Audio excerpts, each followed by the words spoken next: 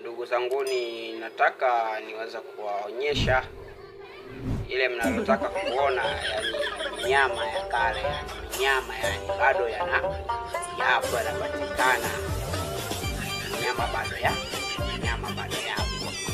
Basi endelee kutizameni minyama hiyo. Hiyo ni minyama ambayo ni ngamia yani, au tunaweza kwa aina nyingine ni mipunda. Haya ni minyama ambayo ni mipunda, inaweza kupatikana katika siku za kale, na bado haya minyama bado yapo bana. Sisi tulifikiri kwamba yamekwisha minyama, yani minyama yenyewe tulifikiri kwamba hayakuangi tena duniani, lakini bado yapo bana. So kwa hiyo muendelee kutizameni minyama hiyo, bado ipo mingi tu ambayo tunaweza tukashangaa nayo duniani hapa. Poa bana, endelee kutizameni bana.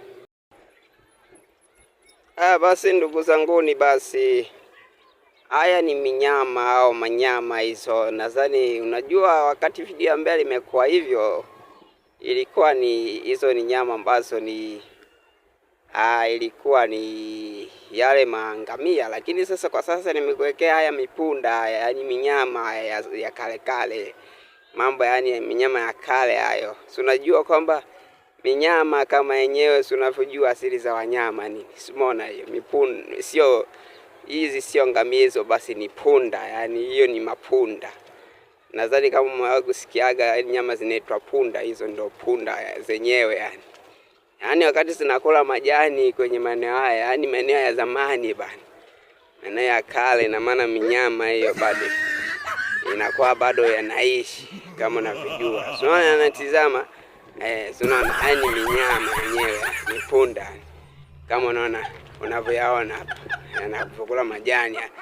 Unajua minyama yenyewe hii ni minyama, yani minyama kama unavyojua minyama ambayo ni mepunda yani. Punda ni nyama za kale sana, tunajua hivyo ndugu zanguni. Basi shwari bana, tutazidi kuendelea kuonekana katika channel za minyama au vipi? Basi tuko pamoja bana bro. Basi ni minyama, endelee kutizama minyama, nyama za kale bro.